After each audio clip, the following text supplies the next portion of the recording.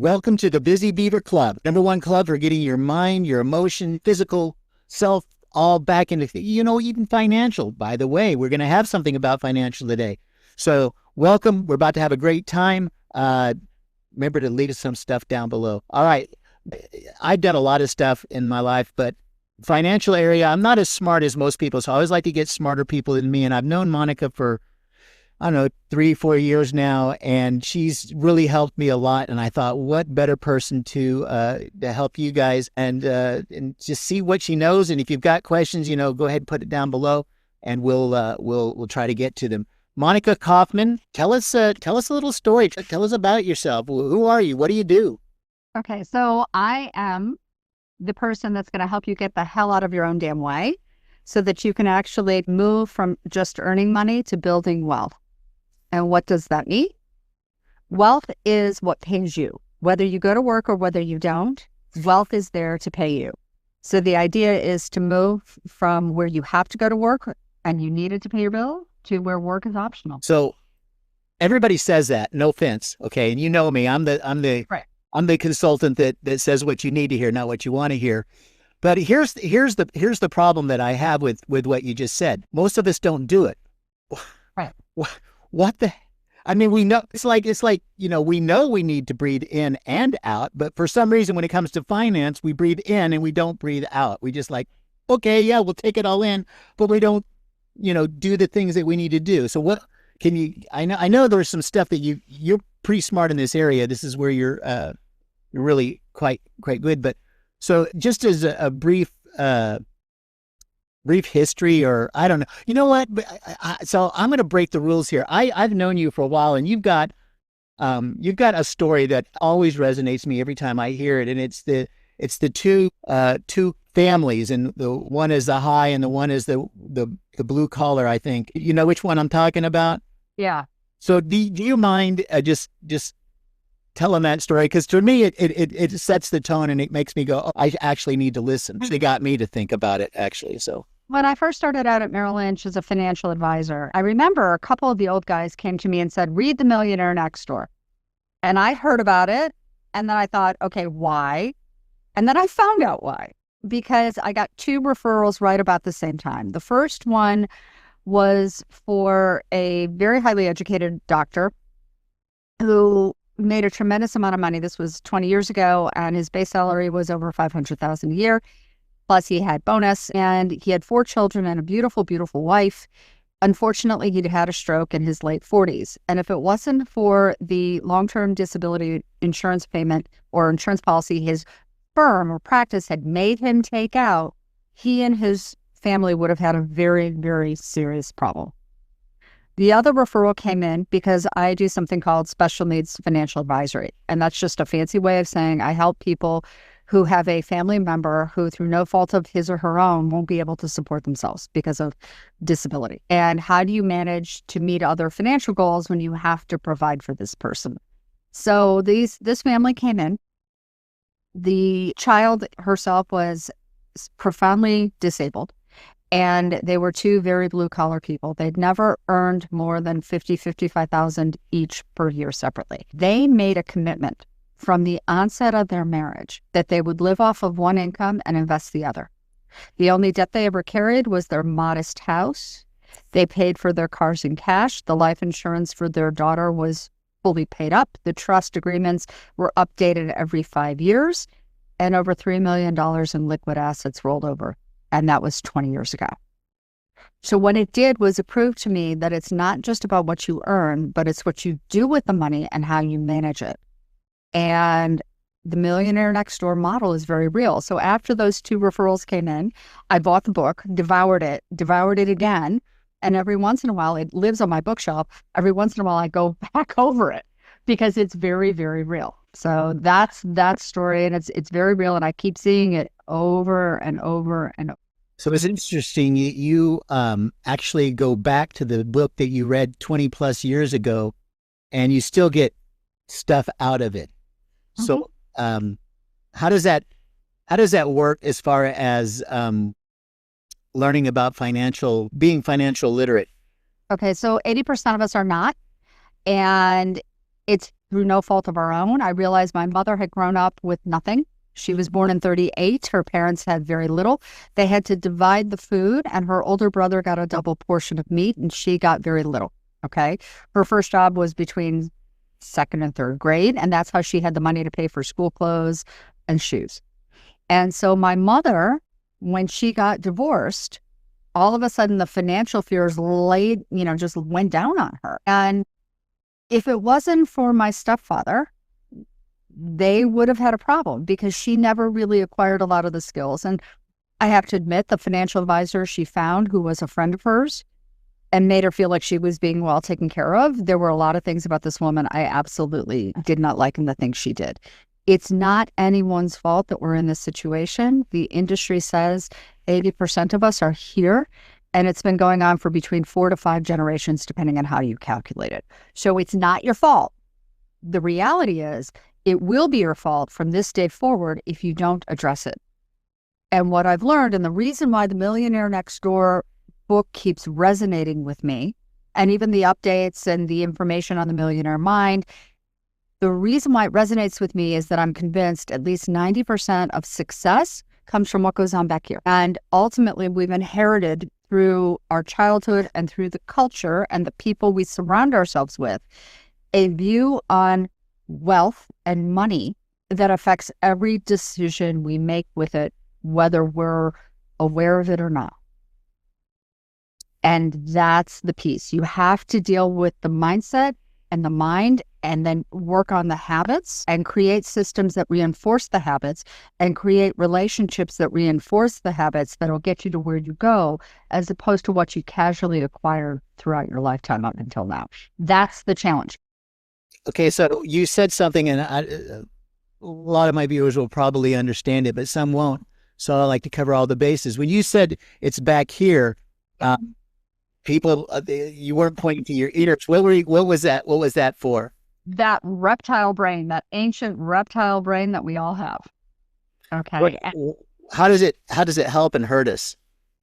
Or one of not It's there to protect us, and it's there to reflect our conception of reality, and it's been shaped by our experiences. But in reality, what it means is it's that emotional thought process that sits on top of the decision making, and it informs everything and how we view mindset. I hate jargon. Okay. So I have a jargon-free life, and mindset is just a popular word to represent a values or set of beliefs that shapes how we deal with it and rank information. Not everything can be a 10 out of 10 priority. Not everything can be a 1 out of 10 priority. You got to figure out that hierarchy, what comes first and what comes last. Okay. And that also affects money. So I don't know if I told you this, when I taught a program for the middle schoolers back in Arizona when my kids were going through, and one of the, not the first class, but one of the later classes, a bunch of the girls brought in a bunch of Frappuccinos because they were relatively new at that point. And I looked and I realized a couple of things. One, the young women who had jobs, like babysitting jobs, whatever jobs, were not the ones who brought in the fraps. But I saw them out on the desks and I looked at them and I said, okay, how much were they? And I think they were about $4 at that point in time. And I said, okay, so how much did it cost for you to buy the Frappuccinos? Did you earn the money? They said no. Okay, so how much did it cost for whoever gave you the money to give you the money to buy the frap? And they said $4. I said, wait a second. There's taxes. There's federal income taxes. There's state income taxes, sales tax. So how much did it cost? And they mentally did some calculations, a little annoyed at the algebra of it. And then I said, okay, back up a little bit. With everything that person has to spend money on, from the roof over your head, to your clothes, to your shoes, to your schoolwork, to your food, to insurance, all of those things, where does that Frappuccino fall on the hierarchy? And they looked at me and they were shocked. I'm like, is that a want or a need? And they said, well, that's a want. I said, okay, where does it fall on the want scale? And they looked at me and they were totally shocked too. And I said, look, if I spend that money or give you the money to buy the Frappuccino, what do I have to give up in order to pay for it? There's always a trade-off. Okay. And you have to live with that. And that's also part of the reasoning. And how you view that $4 Frappuccino and where it falls into those trade-off hierarchies, that's part of the mindset and that's part of how we operate. Does that help explain that? Yeah. Yeah, it helps. Absolutely. So you're stating facts that we all do, but where is the psychology behind it that will, for lack of a better term, make a micro, just a mic, this thing that I do called micro victories, where I help people solve their problems in 3 calls. But so what kind of micro victory can we give them here that will get them to go, like, it's just a little babyest of babyest steps. I forget who it was. Wasn't Simon. But they said that if you can make the goals small enough, everybody wins. And nobody loses their goal if you can make it small enough and they can start to. So what kind of micro victory can we start? And where does a micro victory come from? And why is a micro victory easier than, like, I want to make $1 million this year, let's say, but I haven't made 100. So, I mean, but people say, I want to make $1 million, but you haven't even made $1 yet, or 100 or whatever. So where is the line? What is the way? Oh, one. I know. I'm sorry. I forgot you don't like that one. But no, seriously though, what is a micro victory or a small, and maybe give 3 or 4, because, it might not fit for me, but it might fit for this other person, whatever, you know more than I do. So and where does it come from, more importantly? So let's start off with this. One of the things that a lot of people do traditionally that I find really unhelpful is they say, have somebody draw up a budget. Well, first of all, the word budget acts like a constraint. It's like, oh, you're controlling me, you're constraining me. Oh, you're setting up bumper rails. No. What I want people to do is I want people to stop and think about every dollar or every $20 bill in their hands, or every time they use that debit card. I hate that card because it's so easy to spend and not realize how much you're spending. Okay. So one of the things I want people to do is to look, because most of the bank accounts have this. Every time you spend money off of an account, it tracks it on some levels, and most of them have the ability to flip a switch and show you where your money's going. Okay. So then that becomes sort of a thing. So one of the things I'll say to them is, where do you think your money is going? And before, let's do it by category and just tell me where you think it's going. Just give me a rough percentage. And then when they flip the switch, their mind's blown away. 1, they don't have to do it. It's right there for them. 2, it's not something they're going to argue about. And sometimes they find that they have more room if they become strategic and they start saying, I can use my tools the way I use the other tools in my life. Okay, I don't have to be afraid of them. I can use them. And so that's also a big micro victory when they start to realize, okay, I don't have to go through this whole process. I don't have to make it complicated. I can make this super, super simple. I can look and see, all right, let's make a shift. Let's say I need to give up my Starbucks habit, which I'm going to freely admit I have a Starbucks habit and it's a bad one and I need to give it up, okay, for a lot of reasons. But I can make that shift. I can turn around and say, you know what, for the sake, here's one that I remember talking and negotiating with somebody that I mentored. He and his new wife at the time were looking to buy a house and they needed to cut back on their spending. And they were going out with friends and hanging out with people, and they were going to bars and restaurants. And I said, stop for a second. If you love socializing and if all of you are in the same stage of life, why don't you arrange once a week to meet at somebody's place, okay? And everybody bring either a bottle of wine or contribute some food and bring it in, and look at the amount of money you're not spending, because you're not going out and spending $15 to $20 on a shot of whatever.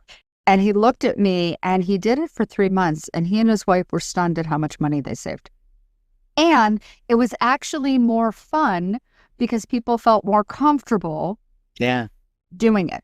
Okay, so if the objective is to maintain that social interaction, if you're improving the social interaction and the financial interaction, and you're surrounding yourself with people who share that value and that goal, it all becomes a reinforcement mechanism. There are other things that you can do, little simple things. One of the things that I'll have people do is it's like, okay, so let's do a protective thing that you can do. When it comes time for you, if you're working for someone else and they offer benefits, one of the things I'll say to them is the first benefit you sign up for, it's not the retirement account, although I want you to do that.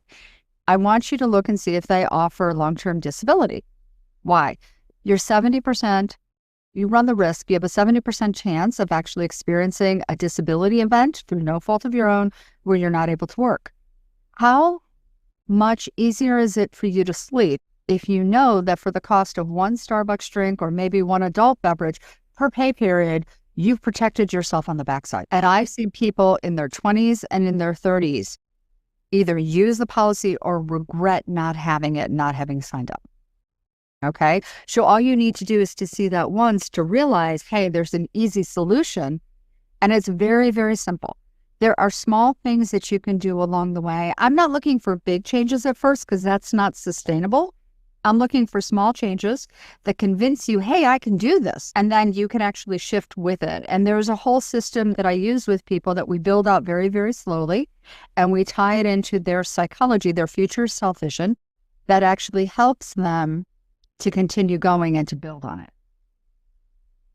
Does that help? Yeah, it does. Just don't think that's micro enough. So because, and I always say, when you say budget, I say it's the B word, right? It's just as good, right? Because everybody's like that. So, I wish I could remember. It was Jordan Peterson. He was dealing with a person that was just lived in filth. He was living at home in his room. It was filthy. And he says, okay, just vacuum up your room. Just that's all you got to do is vacuum your room. And the guy goes, great. And he went home and he got the vacuum and he put it in the door. He angled it at the door. So all week long, he walked over it.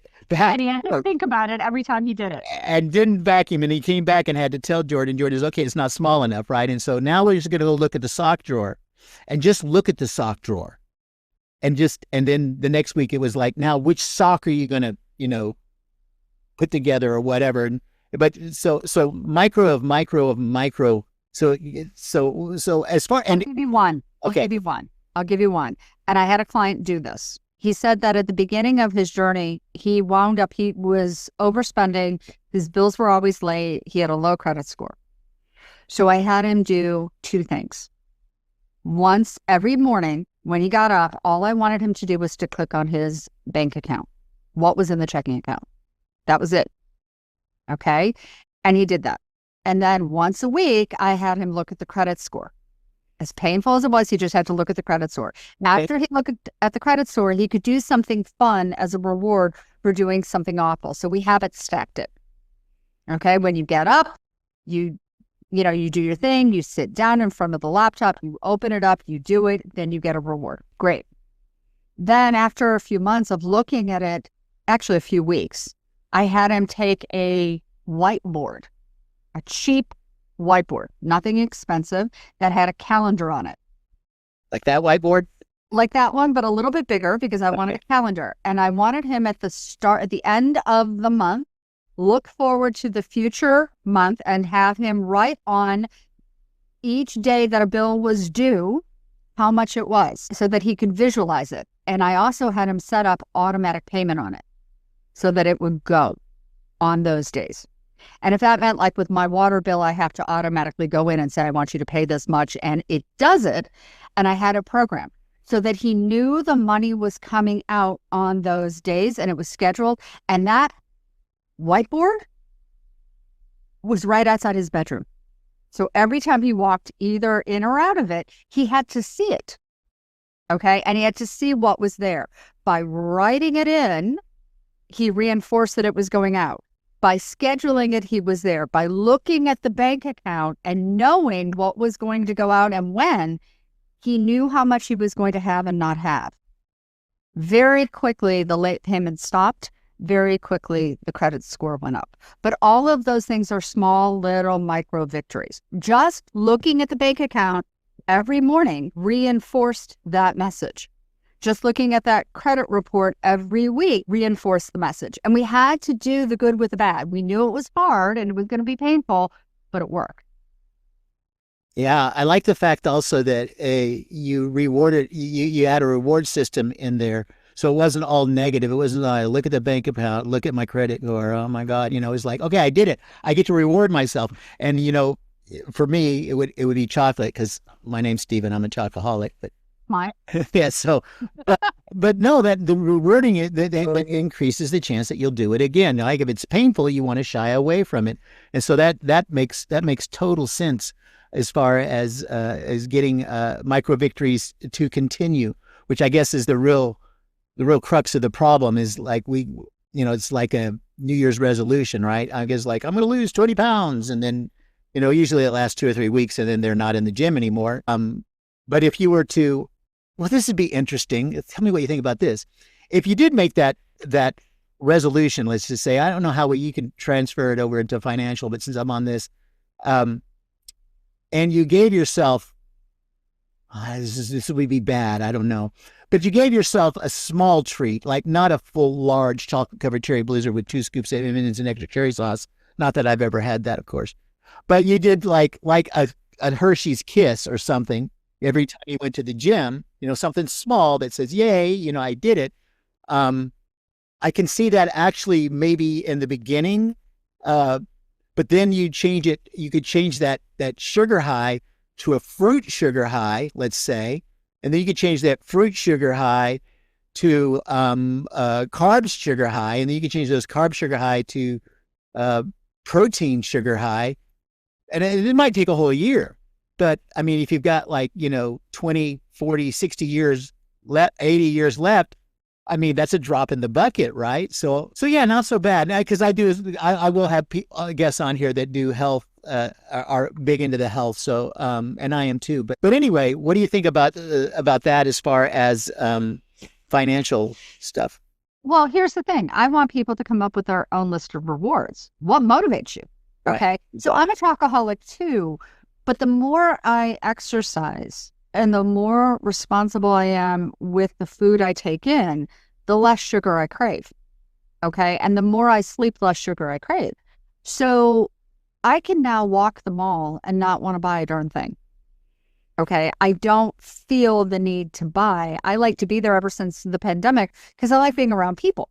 All right. So sometimes I need a people break. Okay. And so that's a reward for me. I'm taking the time for me. So my question is, what is it that you can do to take the time for you that is a sufficient reward? Is it going out with some friends, even to a Starbucks, even though it's expensive, hanging out with them, and then maybe going and play soccer, maybe going and play tennis? Okay. All the way along, if you habit stack it, you can actually build things out. The point is to be intentional. The point is to be intentional with the people around you and to be intentional with what you're willing to do and really state what motivates you. So one of the things that I do with people all the time is I will do the future self-vision exercise. And I do it for myself, and I do this with other people. I basically will say to myself, I will say in 3 years, where do I want to be? What do I want to be doing? And I will get linear and specific. Where am I? What's in the room? Describe the furniture, describe the wall, describe the situation, describe the colors, describe the smells, okay? Who's there with me? What dogs are with me? All of those things. And I will write it out in paragraph form. That's what I want. And then I will literally record it into my phone. Why? Because every night before I go to bed and first thing in the morning when I get up, I will play that back to myself. Why am I doing that? Because my mind, I'm programming my mind, my subconscious, to move me towards that. And then part of the exercise is, if I really truly want this, if I begin with the end in mind and work backwards, what steps do I need to take? And I can break those down as small as I need to. And then I schedule block them out into a whole process. And I do this with goal setting. I don't care what it is. It doesn't have to be financial. I do this with goal setting with people all the time. And I'm going to be running a program just on that. The idea is to use your mind and the power of your mind in small, discrete, manageable steps to hit the goals. So I think I discussed with you the construct, function, health, fitness, and performance. Yes. Okay. I love that. I got them from physical fitness. And I love that when it comes to any area of your life. But let's do financial and define that. Okay. Function is all the different parts of your financial world. Okay. So your credit, your debt, your income, your insurance. Okay. Do you have that backside protection and your investments and your taxes? Are your taxes paid in full? Do you have a tax liability? Is there a tax situation that you're avoiding? Whatever it is. Then you have to work on that, make sure everything is functional and everything is healthy. You move to the health stage. The fitness stage is when you're proactively funding and managing your goals. And performance is that financial freedom where you've built out enough wealth underneath you that it pays you, that you don't have to give up on your goals and work in order to fund them, and when you're completely self-funding. And that is sort of the construct I like to work with people on. You can't do it all at once. You cannot go straight up to the penthouse and have it be sustainable. It just doesn't work. No, it totally doesn't. So there's some good insight on that. I know that you have been doing a lot of studying in the psychology of why people don't succeed with their financial literacy. And I think you've got a program now. Yeah. So you mind? No, absolutely not. Okay. Thank you for the opportunity. I really appreciate that. So here's the deal. There are some people who are skilled enough at self-control and change that they can read about what they need to do and then go ahead and do it. And maybe that's 5%, maybe that's 10% of the population. But if you look at the Prochaska model of transformative change, 80 to 90% of us are stuck in the 70 to 80 are stuck in pre-consideration. Like, yeah, I think there's a problem. Let me maybe think about changing it. Then there's the consideration phase. Okay. And then the question is, do you move into the planning phase where you're actually planning for change? And then it's a question of when you move to planning, then there's activation when you put in the work and you start doing the change. The reality is our psychology is there to protect us and to protect us from future pain. So the pain has to be oftentimes larger. The pain of change has to be smaller than the pain of staying where you are.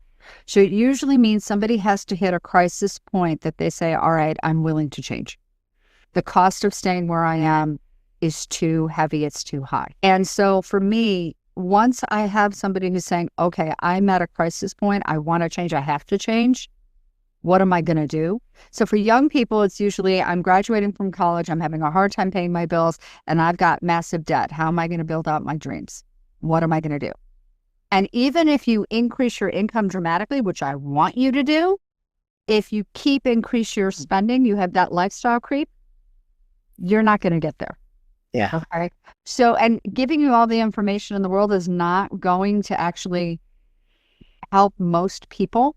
It's going to be, let me explain to you the pain of doing that versus the temporary emotional high of acquiring the stuff versus I want to teach you the skills so that you can build out what you want. And it's really a question of understanding the dopamine systems, dopamine regulators, all of that stuff. And my program is designed to actually help people make those shifts. So do you want more steps on how we do that? Micro victory. I'm going to be using that word a lot. Micro victory. It's trademarked. So use it as much as you want. You can. I'll give it to you. So it's on tape now. So you can go to court and say, hey, no, he said I could use it. Okay. So one of the micro victories I'll have people do is we'll talk about what a wealth mindset is right at the beginning of the show. So we use from the information from the Millionaire Next Door and others, what are specific things within a truly wealth mindset, of a mindset that fuels building wealth and being financially successful versus where people are. And I'll look at that and say, okay, here are 20 different things. What are the biggest things that stand out to you as being different from the way you think about wealth? And then we'll work on that. And what we'll do is we'll create. You know what? Before we do that, okay, put me on the spot. Go for it. I don't know what the question is, but go ahead and ask me again.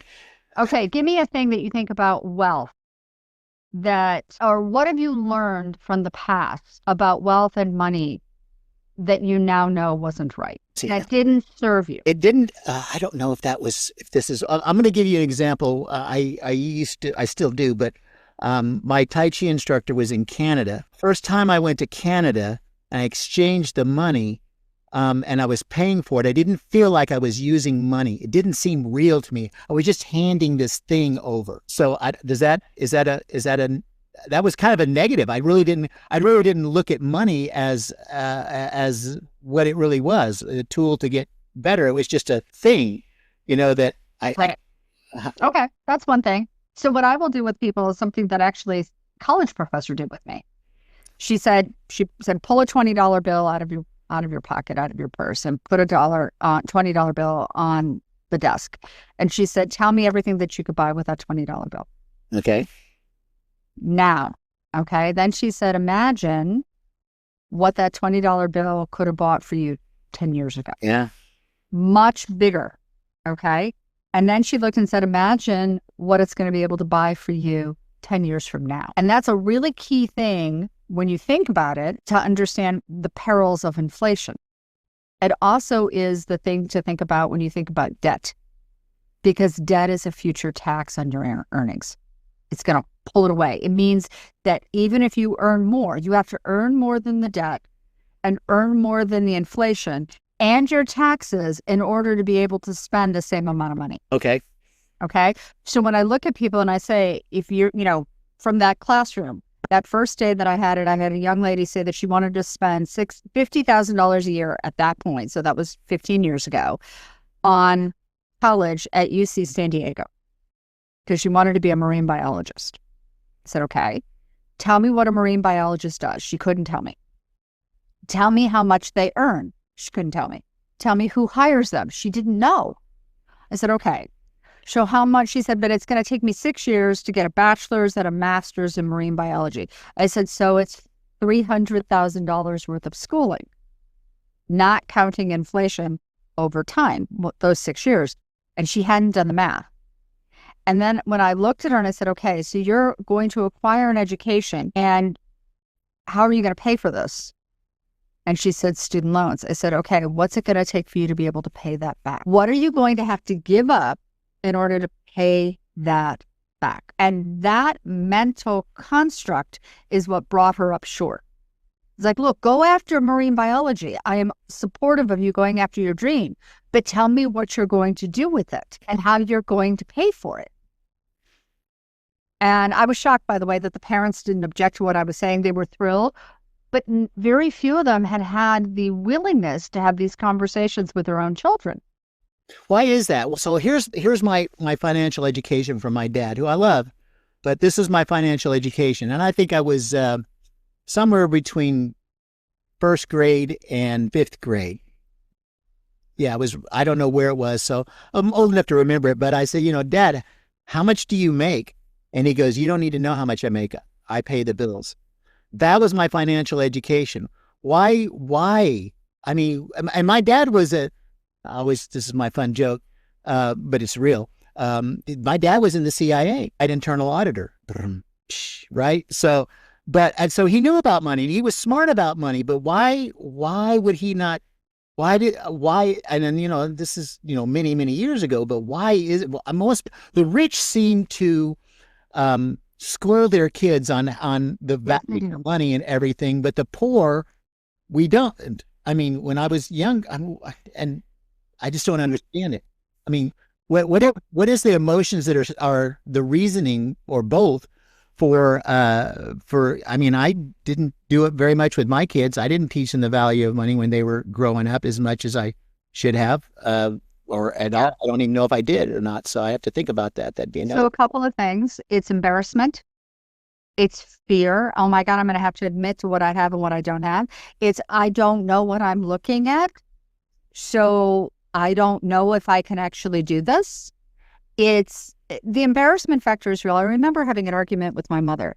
So as a financial planner, I don't see the house I live in or the house you live in or anybody's house as an investment. It's the roof over your head. And an investment property in real estate. And by the way, I'm a big fan of people putting some of their money into real estate. I don't like all of your eggs in any one basket, okay?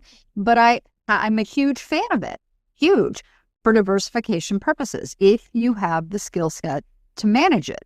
But having said that, if you want an investment or real estate property as an investment, You have to be able to show me that you're getting money from it. You're developing income from it.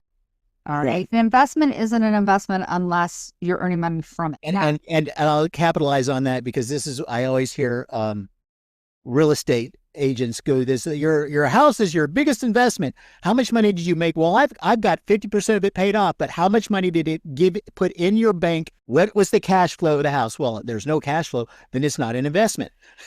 So right. It's a hard thing for people to realize, right? Well, and that's the old piece of it. It's like, I need a roof over my head. Don't want to live in the park. I don't want to live in the woods. Okay.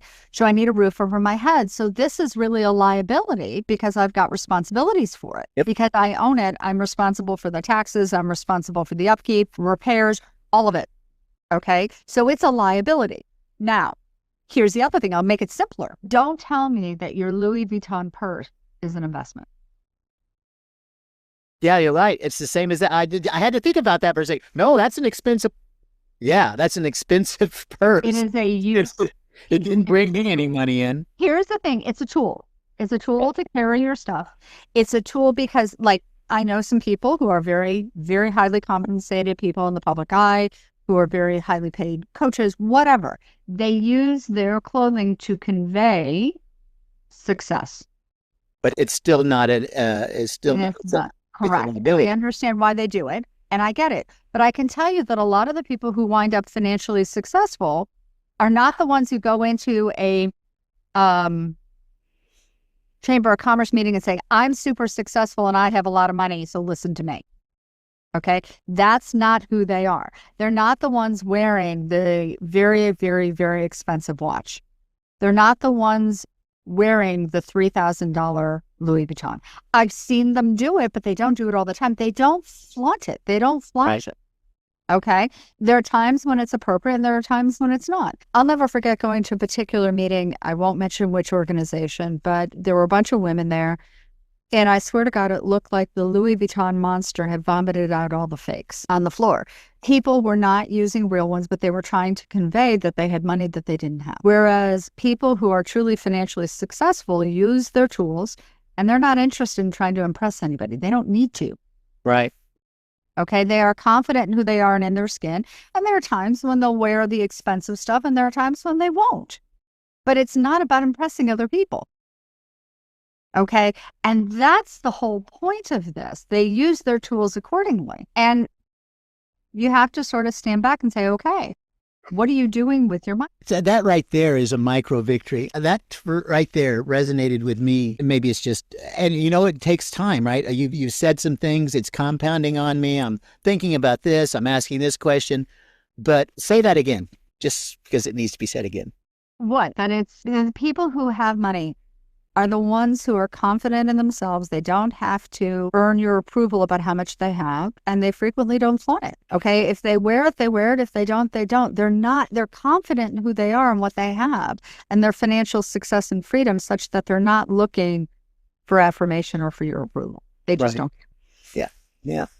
Okay. And that brings up another pet peeve of mine. When I go into a Chamber of Commerce meeting and people are giving the mantra, know, like, and trust, and then they'll say, well, you know, someone they know, like, and trust, and they say that person has a lot of money. The answer to that is, do they?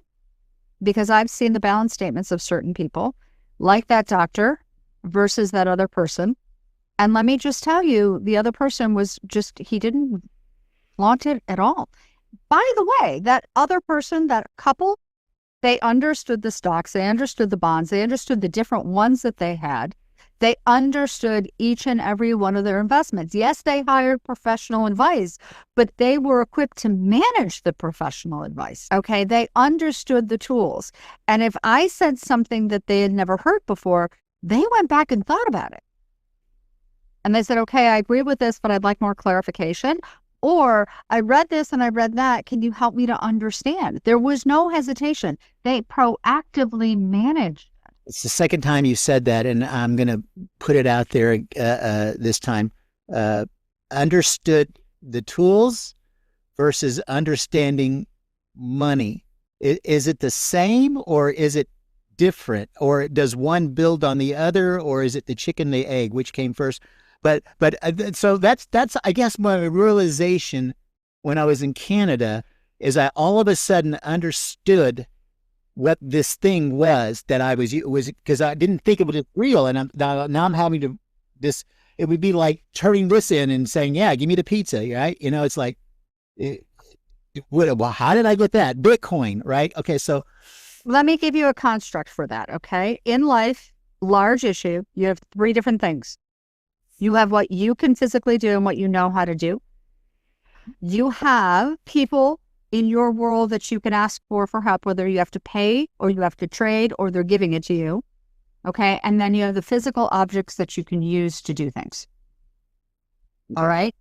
And money is the intermediary that you can use to learn how to do something, get taught how to do something, buy the tools, or pay somebody else to do it for you. That's it.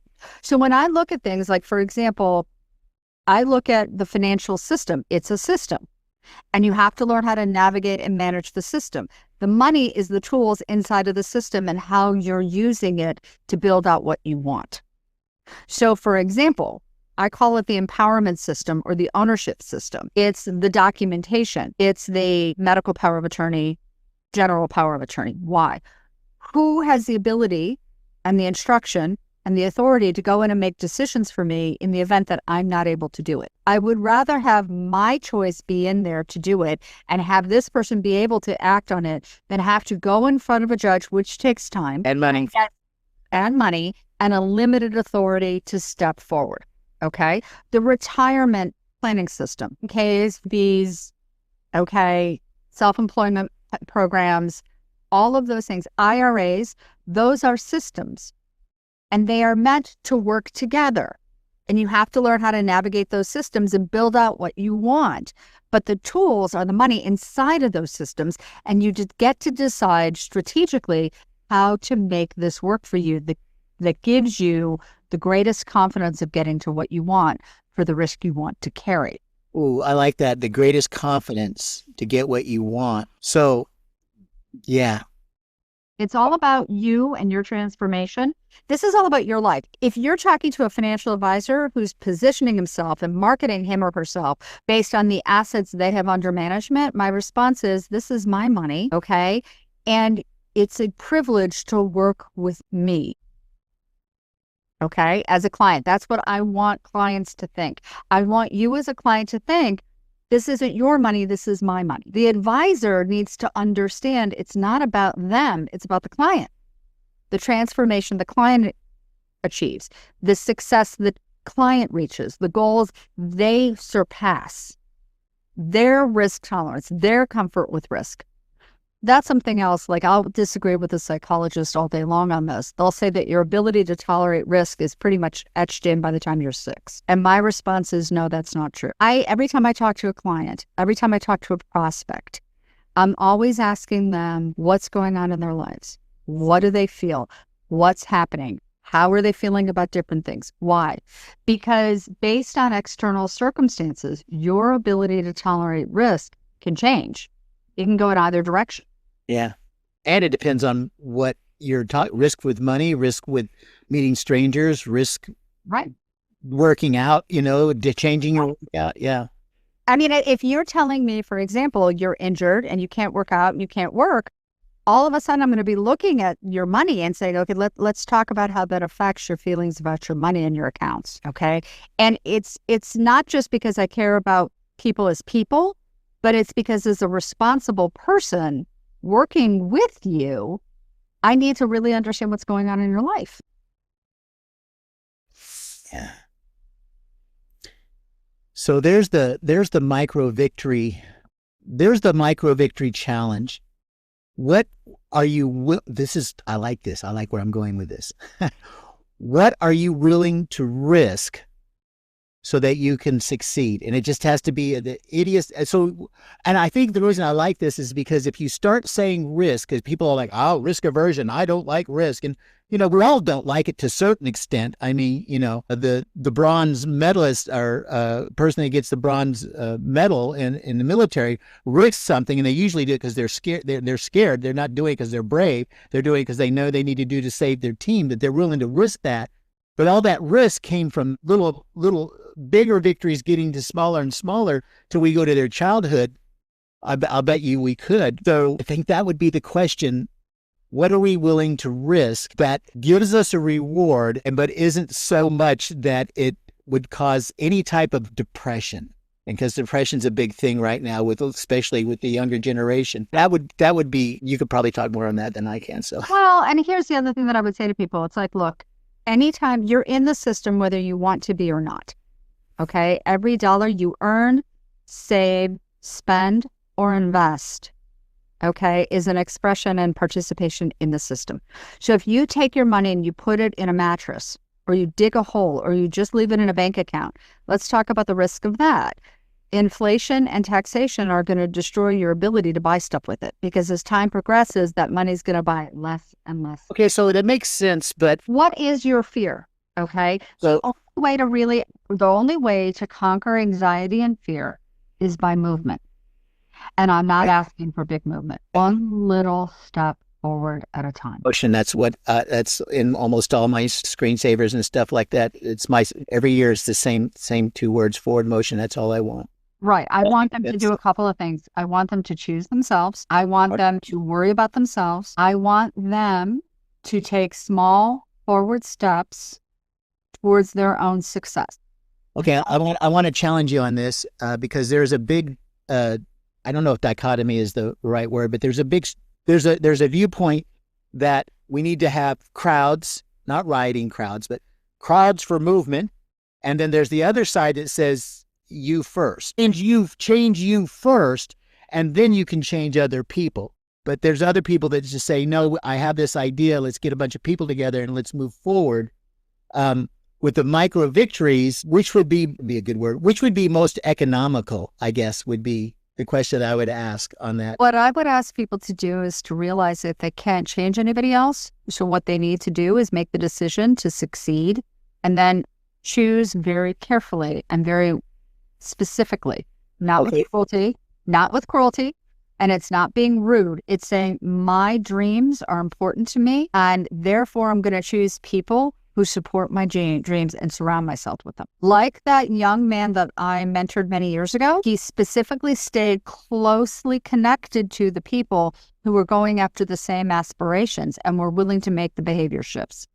They didn't shift everything they did. They made one big key critical thing that fed and fueled their ability to do what they wanted to do, okay? Yeah, but nobody will get up in the morning and help you as much as you should be able to get up in the morning and help you. Correct. And here's the other piece. No one should care or does care or will care about your success or your results more than you should. Right. Okay. No one can. I don't know what Stephen Beaver should do. Okay. I don't know what this other person should do. I don't know how much money they should put away.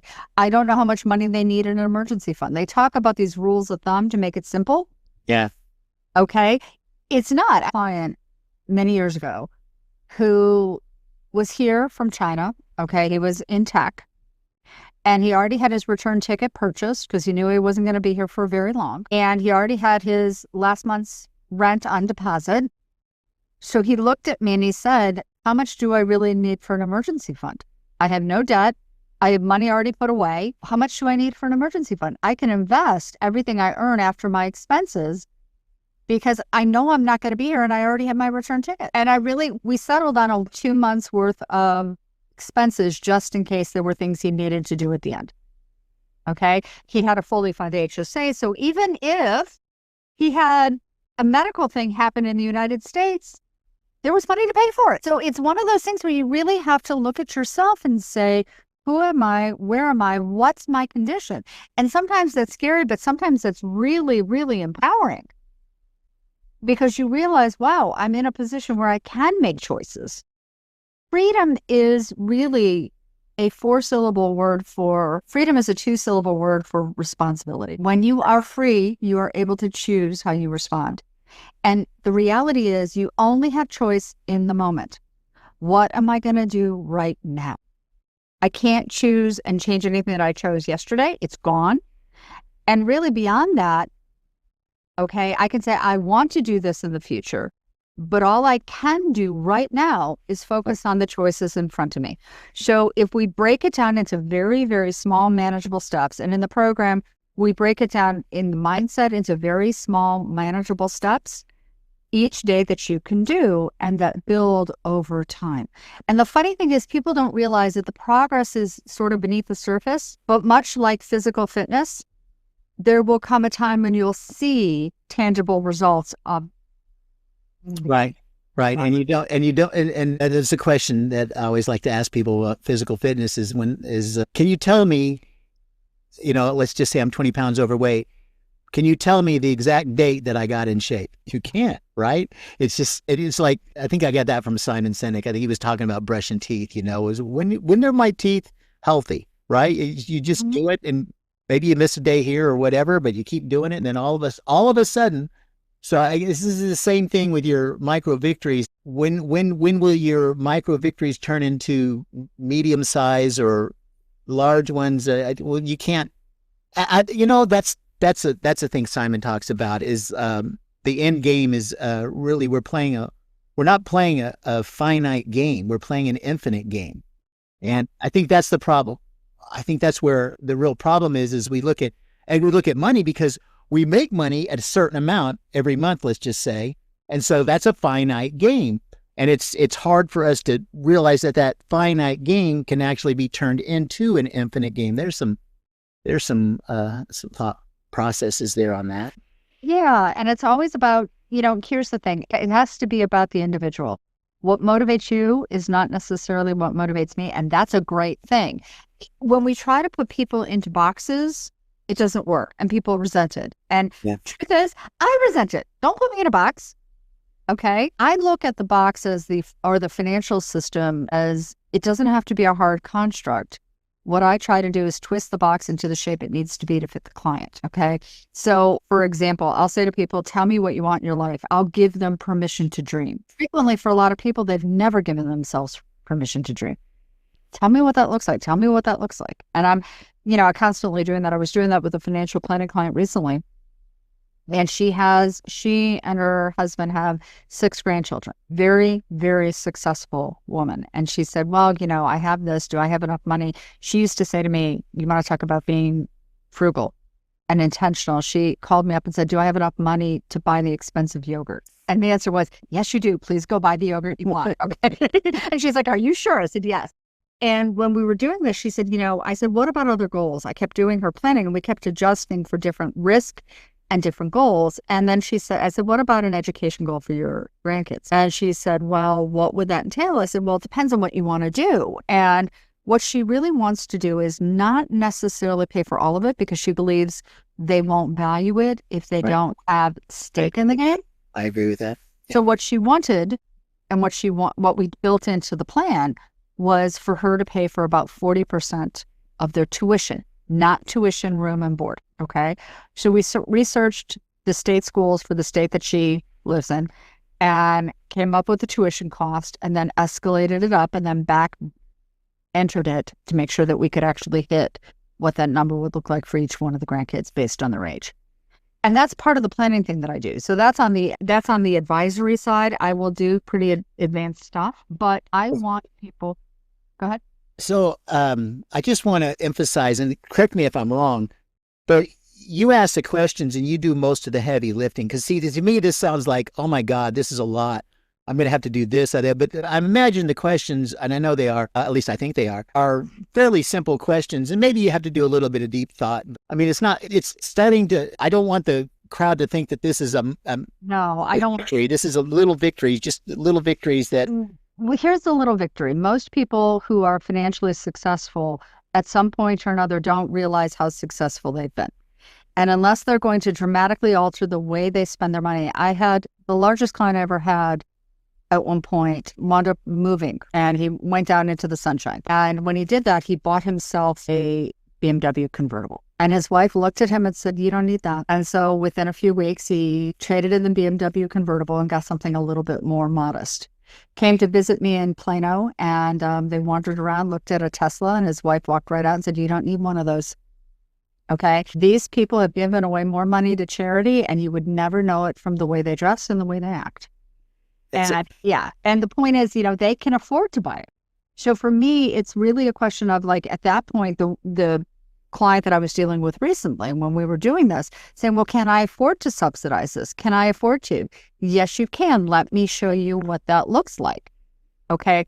What I want, that's the end stage. That's at the end. You want to be in that position at the end. What I'm concerned with and what we're talking about here is helping people get to that stage, helping people actually build out enough and do enough of a mental shift that they can be in that position to do those things for the people they love. You don't work. You work to live and to provide for yourself and for your family and the people you love. You don't live to work. Right. We're not slaves. Unfortunately, most people are, but we shouldn't be, is what I would say to something like that. Hence why we're having this discussion. Scary. Don't get me wrong. Freedom is scary. When you have to make those decisions, it's scary. But what people need to understand is that not making those decisions and letting other people make them for you is scary. Yeah. And so that goes back when I'm dealing with my clients. So I always have an exit strategy. And if you don't know what an exit strategy is, talking to the viewers, not you, I know you do. But an exit strategy is, like, for instance, my wife, she has a very successful business, and she needed a back operation, and she was literally out for 2 months. No loss of revenue, right? She works because she wants to, not because she has to. And that's when you're an entrepreneur, that's a big problem. People become technicians and they don't become a manager. And then finally, what I consider an entrepreneur, which is somebody that owns a business, Richard Branson, right? He owns 400 businesses. He ain't in 400 businesses, right? So, but yeah, that's so having the freedom for victories allow you to, even on a micro victory, you're gaining a certain amount of freedom that allows you to have more peace of mind that you are going down the right direction. And even if you're going down your direction, it gives you the peace of freedom to know that it's your path, it's the one you chose, and that here's the thing: if it's not the path you want to be on, you can change it. You're not a tree. You are not planted. Your roots are not in the ground. You can move. And when you take ownership of the fact that, some things are not always the right choice, but you can learn from it, and you can get up and you can do better and you can shift, that feels a hell of a lot better than being stuck. Yeah. In a bad place. Yeah. And that's being stuck here's the funny thing about stuck, because I deal with that a lot with clients. We all get stuck. You'll get stuck again. Like you'll learn something and then you'll be stuck because you need to learn something else, or you're working out and you reach a certain level and you're like, yeah, but I'm stuck. I can't get to that next level. Or you got a mental, like Carol Dweck says, there's, a fixed mindset and growth mindset. And there are some areas she admits that she's out of fixed mindset on. She's stuck, right? So, but you got to pick your battles, and that's why we do that. But that being stuck is natural, and we look at it because we look at it as a finite game. We're like, well, we're stuck, and we don't, and it'll always be that way. But it's an infinite game. I mean, and change. Can I give you 2 things that I want you to think? Yeah, absolutely. Okay, so 2 things for everybody to think about. What is resilience? What does it mean to you? It means doing the thing that you really don't want to do, but you go ahead and do it anyway. Okay, but whoa. So when I think of resilience, I think of that old phrase, get knocked down 5 times, get up 6. Yeah. Okay. Yeah. I said that to my kids. It's not how many times you get knocked down, it's how many times you get up. And then I go one step further. How many times do you need to get back up? Just one more time. Right. Okay, but here's the thing. There's a concept, and it's been around for a long time, but it got restated by this one financial expert, okay? And it's called anti-fragility. And what that means is it's like when you put carbon and iron into the fire, you put them through a pain point and you put them through a pressure point, and you add in oxygen, and it becomes a lot stronger. It comes out of steel. Okay. So you can choose when you get knocked down to get right back up. If you don't learn, if you don't accept the pain, okay, and you don't get stronger, you're going to keep getting knocked down by the same darn thing. And that's not fun. So the question is, can you accept that nothing is done to you, it's done for you?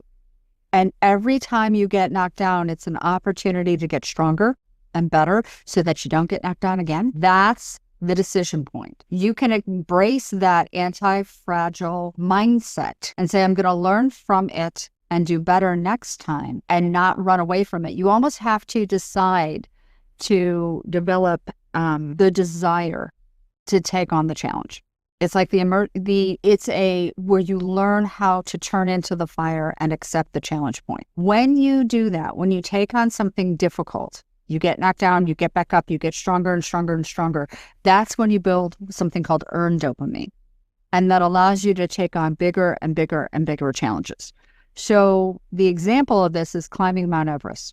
No one can go straight to the top of Mount Everest in one shot. Right. Okay. You go up a little bit, you come back down. You go up to base camp, you stay there for a little bit, you come back down. You have to do it in stages and you have to get stronger. You have to turn into the challenge and the pain in order to be prepared to take it on. And that's what life is about. It's like, look, I'm not going to be able to go to the top of Mount Everest in one shot. So I'm going to have to take it in stages and build it up and build up my systems to get there. And that's, we joke about this a lot, but there's so much wisdom in the body. And I just wish we would accept that. There's so much wisdom in our body. It's the first way we interface with the world. Okay. If I allow the pain of getting knocked down when I first tried to walk stop me, I wouldn't walk. I wouldn't be walking. I wouldn't be running. Okay. You have to go through that process. And it's like that with everything. So people like the easy dopamine because it's easy. But what happens with it is in your mind, you reset your dopamine lower. You take that base level of dopamine that allows you to do hard things and you degrade it. So you have to protect your dopamine, protect your mindset so that you protect your actions so that you increase your abilities, you increase that dopamine and you can take on bigger. So what you're saying is that we're going to go to working out. If I go full out in jiu-jitsu every day, I will not progress as fast as if I go, let's just say, full out one day and then relax the next day and maybe just do a little bit of drills and I'm not saying this is, but then full out and then relax a little bit. I will succeed faster that way than I will if I just go straight into it all the time. Well, consistency will outperform bursts of energy. So it's about consistency. It's about consistently putting in the work and then do the 80-20 rule. 80% should be at pace, 20% should be hard. Allow your system to recover. But if you do that consistently over time, you are much more likely to get to where you are. That's what that middle-class couple did, that blue-collar middle-class couple did, and they got to a great place. And that's what a lot of people just don't do. So so that's how you couple the micro victories with change, with growth. Correct. You have to build it out. It's basically taking a base and taking it and building it up intentionally. Okay. And you are going to get knocked down. But if you accept that, you say, you know what? I don't lose. I play to win. And the reason why I never lose is because when I get knocked down, I learn, I do better, and I go back in. So as long as you don't give up and say, I can't do it, you haven't lost. And it's not that I'm saying you're getting a trophy. I'm saying that the actual accomplishment is doable. You don't have to settle. The minute you choose to settle, you've lost. Don't settle for your substitute for your freedom. Own your freedom. I want everybody to believe that they can own their freedom. And the reality is that's a belief. It's that spiritual base, and it flows into our physical body, our minds, our emotions, our relationships, and our money. Money is nothing more, nothing less than a set of tools. That's it. Yeah. So that is interesting. So micro victories and freedom should be intertwined. It's almost synonymous. It's every little choice you make. That's where your freedom is. I make the choice to be on this Zoom call with you recording this. That was a freely made choice of mine. You made the choice for some reason to interview me, okay? That was a freely made choice of yours. I didn't put a gun up to your head and say, do this or else. Right. Okay? We make choices. Every day we make choices. Use the time you were given. Use the mind you were given. Use the choices you have and make choices. and make them with confidence.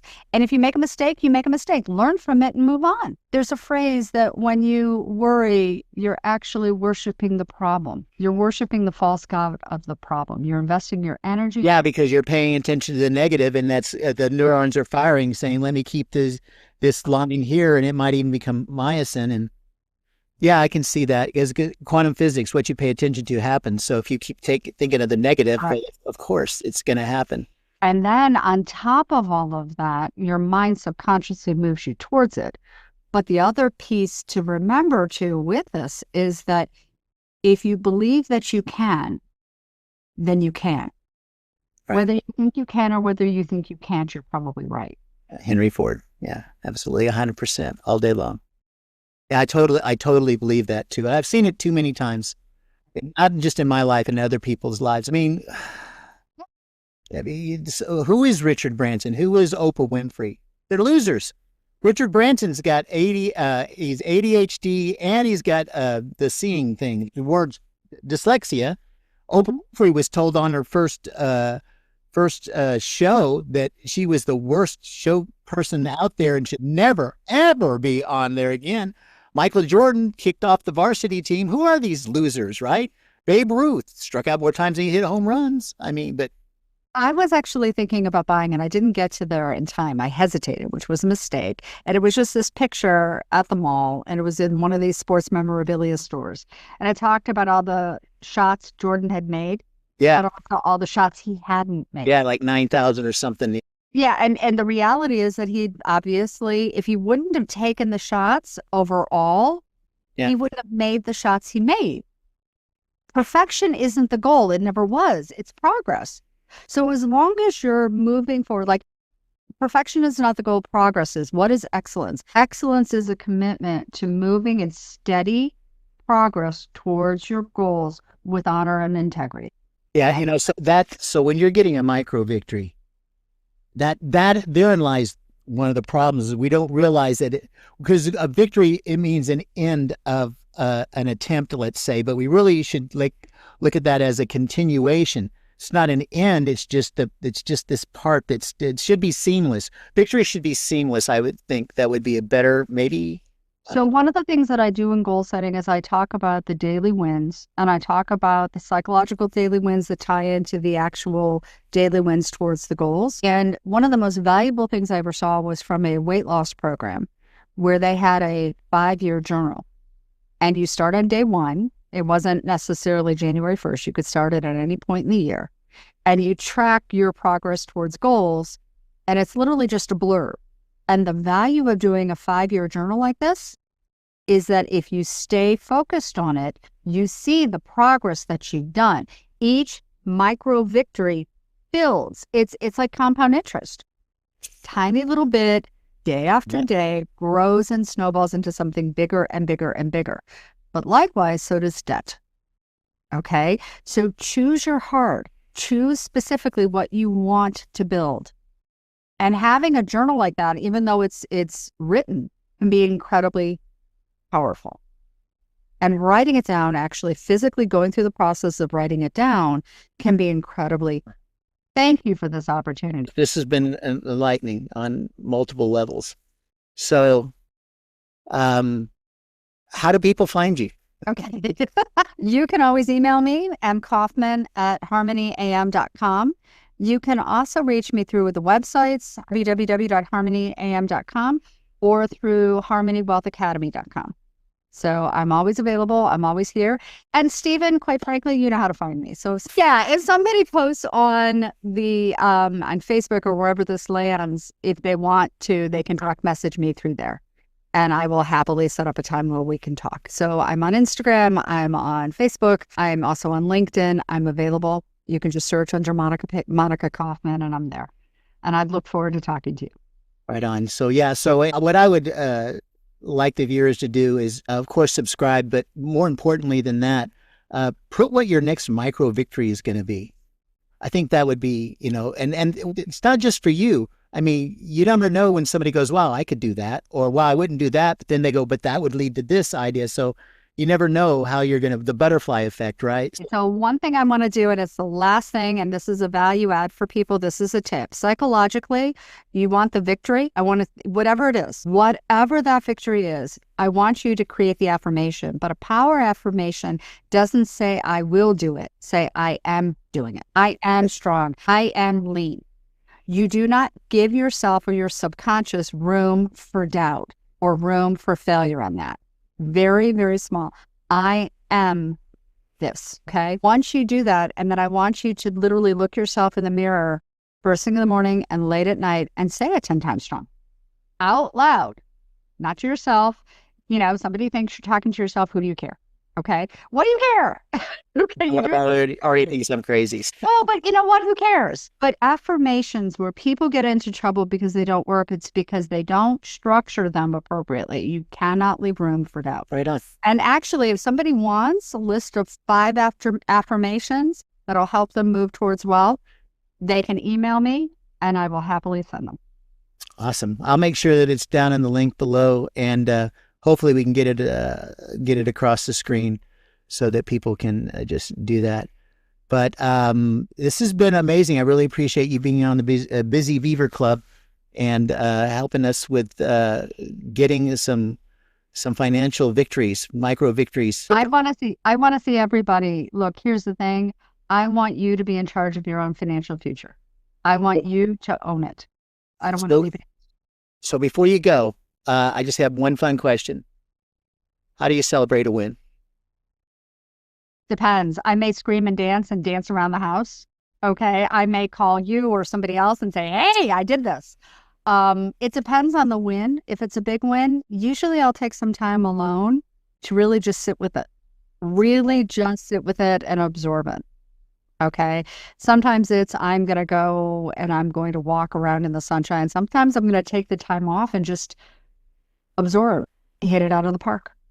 So it depends on the win. Sometimes it's social. Frequently it's relationship-wise. The people in my life matter more to me than anything else. If you're in my life, it's because I've intentionally chosen you in my life. That's smart. That's just get the bad out, the good in. So, all right. And speaking of good, as I always say, good luck, of course, laboring under correct knowledge. I'm Stephen Beaver, your TMV visionary strategist. TMV, baby, take more vacations. That is how we spell your success. You guys have a happy and successful day. See you on the next one. Bye for now. If you don't have a charity, this is an awesome charity. Go look them up.